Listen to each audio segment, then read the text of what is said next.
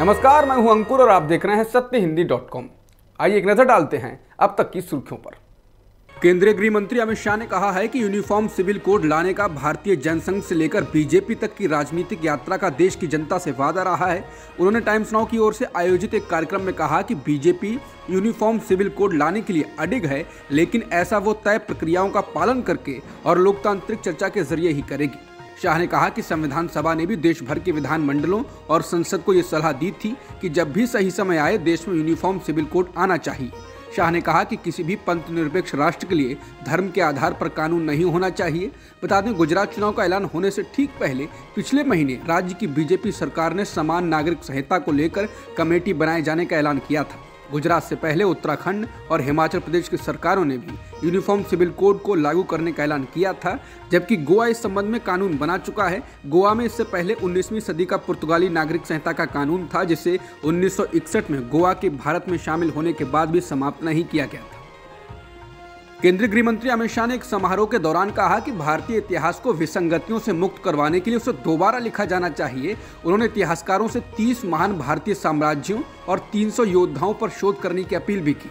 अमित शाह असम के अहोम साम्राज्य के जनरल लचित बरफुकन के 400वीं वर्षगांठ पर बोल रहे थे।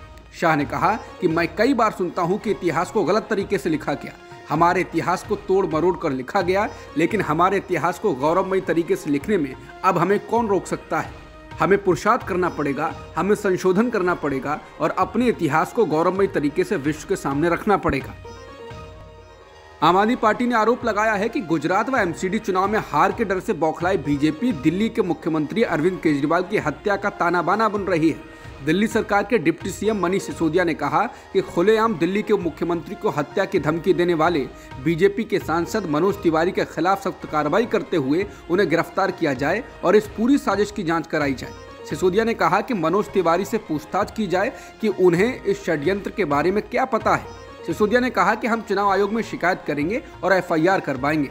बता दें, दिल्ली बीजेपी के सांसद मनोज तिवारी ने गुरुवार को एक ट्वीट कर कहा था कि अरविंद केजरीवाल की सुरक्षा को लेकर वो चिंतित हैं, क्योंकि लगातार भ्रष्टाचार, टिकट बिक्री व जेल में बलात्कारी से दोस्ती व मसाज प्रकरण को लेकर आम आदमी पार्टी के कार्यकर्ता व जनता गुस्से में है। इनके विधायक को भी पीटा जा रहा है, इसलिए दिल्ली के मुख्यमंत्री के साथ ऐसा ना हो और सजा न्यायालय ही दे। आम आदमी पार्टी के द्वारा अरविंद केजरीवाल की हत्या की साजिश का आरोप लगाने के बाद बीजेपी नेता मनोज तिवारी ने जवाब दिया है। तिवारी ने प्रेस कॉन्फ्रेंस कर कहा कि मैंने कल अरविंद केजरीवाल जी की सुरक्षा की चिंता की। मैं तो चाहता हूं कि वो सुरक्षित रहें। जिस प्रकार से उनके विधायक पिट रहे हैं, उनका एक कार्यकर्ता मौत के मुंह में समा गया है, ये सारी स्थितियां बेहद चिंताजनक है। हमारा ट्वीट पढ़ें, हमने क्या लिखा है।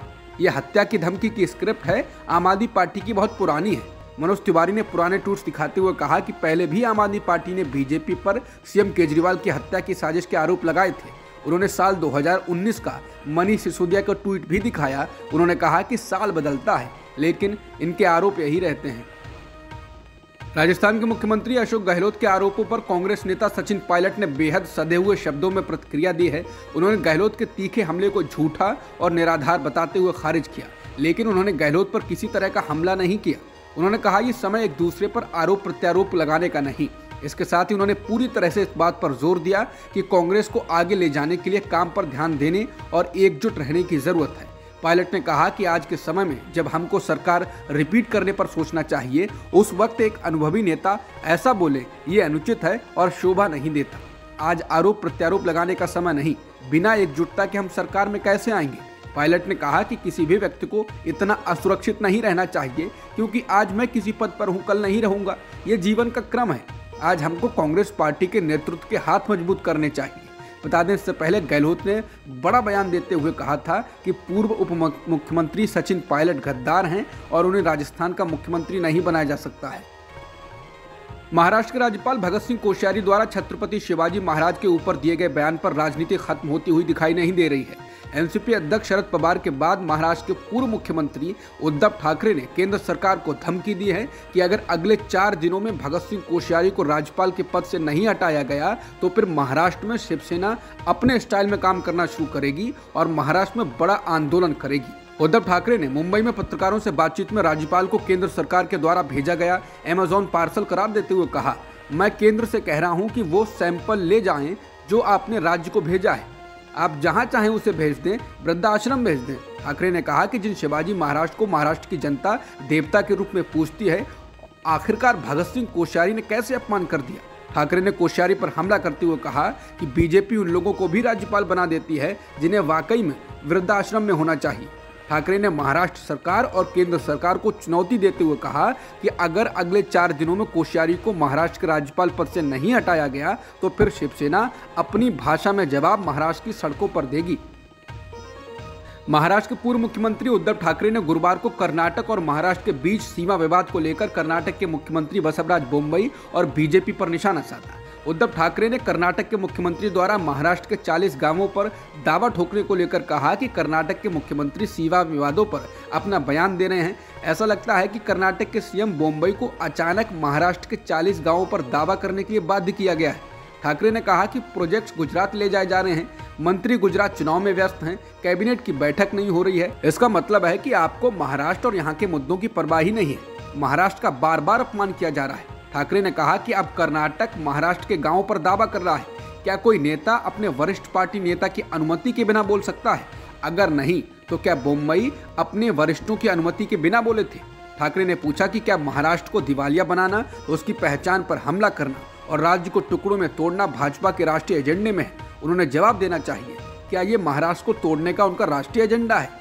इससे पहले महाराष्ट्र में विपक्ष के नेता अजित पवार ने दोनों राज्यों के बीच सीमा विवाद पर कर्नाटक के मुख्यमंत्री बसवराज बोम्मई की टिप्पणी की निंदा की और मुख्यमंत्री एकनाथ शिंदे और उनके डिप्टी सीएम फडणवीस से कड़ा जवाब देने के लिए कहा।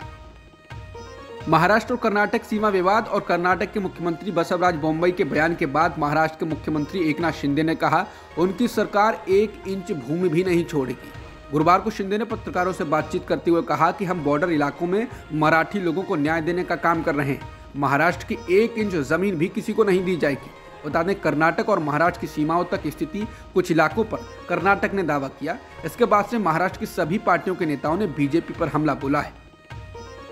भारत और न्यूजीलैंड के बीच आज पहले वनडे में न्यूजीलैंड ने टॉस जीतकर पहले फील्डिंग करने का फैसला किया। इसके बाद भारत ने पहले बल्लेबाजी करते हुए 307 रनों का लक्ष्य दिया।